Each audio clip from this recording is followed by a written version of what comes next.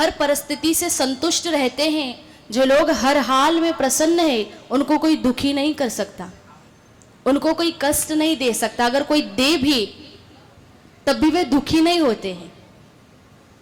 एक महात्मा खूब हंसते थे, खूब प्रसन्न रहते थे, लोगों को ईर्ष्या होती है,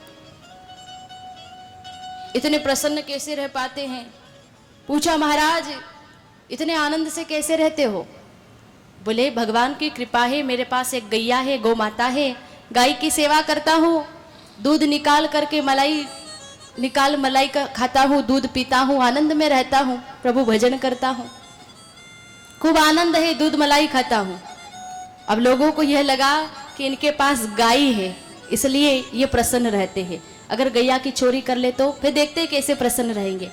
तो ईर्ष्यालु लोगों ने उनकी गौ माता चुरा ली। देखा अब तो दुखी होंगे, पर जब देखने आए तो देखा महाराज अब और भी ज्यादा प्रसन्न, और भी आनंद में। बोले, महाराज अब आनंद में कैसे हो? आपकी गाय भी चुरा ली गई।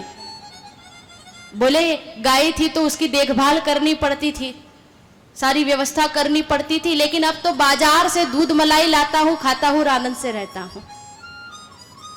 लोग हार मान गए कि जो हर हाल में प्रसन्न है, हर हाल में संतुष्ट है, उसे कौन दुख दे सकता है।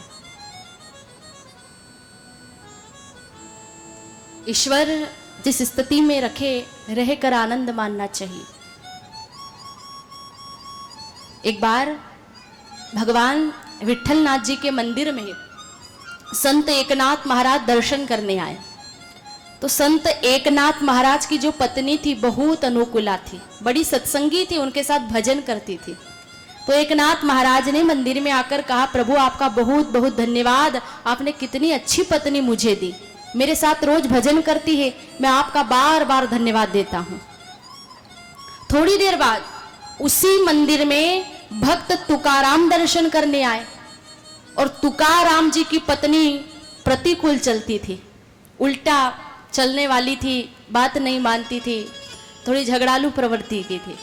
लेकिन फिर भी तुकाराम भक्त भगवान से कह रहे, प्रभु आपका लाख लाख धन्यवाद कि आपने ऐसी पत्नी दी। प्रभु अगर आपने सुंदर और अच्छी पत्नी दी होती तो मैं तो पूरा दिन उसी के पीछे पड़ा रहता। तो मेरा तो कर्कशा पत्नी मिलने पर भी भलाई हुआ है, मैं उसके लिए भी आपको धन्यवाद करता हूं।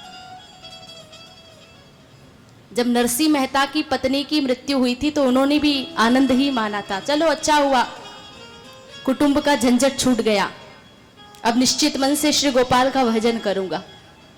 तो देखो, एक संत को अनुकूला अच्छी पत्नी मिली तो उनको उसी में आनंद है, दूसरे को प्रतिकूला मिली तो उनको उसी में आनंद है, और तीसरे की तो संसार छोड़कर चली ही गई लेकिन फिर भी संतुष्ट है, अपनी अपनी परिस्थिति में आनंदित है, और ईश्वर का धन्यवाद भी तो करते हैं, आनंद में भी, और भगवान का उपकार भी नहीं भूलते। और वैसे हर व्यक्ति का कर्तव्य होता है कि भगवान का उपकार कभी ना भूले, धन्यवाद जरूर दे। देखिए, अगर हमारी कोई मदद करता है, मान लो हमें किसी वस्तु की आवश्यकता है, हमने किसी से कुछ मांगा, सामने वाले ने हमें दे दिया, तो हम क्या कहते हैं? धन्यवाद। तो जो वस्तु हमें मांगने से मिलती है उसके लिए तो हम धन्यवाद देते हैं, लेकिन जो बिना मांगे मिल जाती है उसके लिए कभी धन्यवाद नहीं देते। अरे ईश्वर कितनी हमारी मदद करते हैं, हवा देते हैं, पानी देते हैं, हर प्रकार की सुख सुविधा प्रदान करते हैं, हमारे ऊपर न जाने कितनी कृपाएं करते हैं, लेकिन हम उनकी कृपाओं को भुला देते, हम कभी उनका उपकार नहीं मानते, कभी धन्यवाद नहीं करते। हमारा कर्तव्य है कि हम ईश्वर का उपकार माने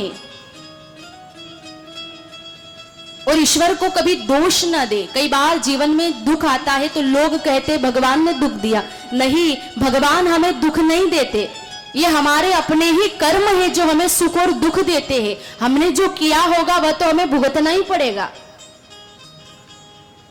प्रारब्ध हम ही तो बनाते हैं। और इसीलिए कहते हैं कर्म करो पर अच्छा कर्म करना चाहिए। बुरे कर्म करोगे तो प्रारब्ध भी वैसा ही बनेगा और वह फिर भुगतना भी पड़ेगा, और प्रारब्ध तो भुगतना ही है, आप उससे भाग नहीं सकते। जो प्रारब्ध में लिखा है वही मिलेगा आपको। लेकिन इसका मतलब यह नहीं कि आप कर्म करना छोड़ दें। पुरुषार्थ तो करना है, परिश्रम तो आपको करना है, निष्काम कर्म कीजिए, अच्छा कर्म कीजिए, सत्कर्म कीजिए।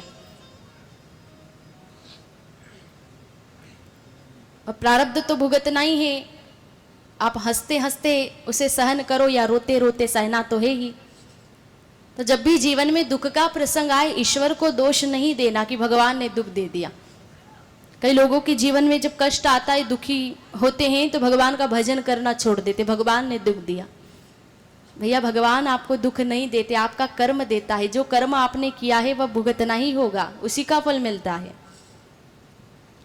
और ईश्वर का सदैव उपकार मानना चाहिए। जिस हाल में रखे प्रभु उसमें रहकर आनंदित रहना चाहिए। यहाँ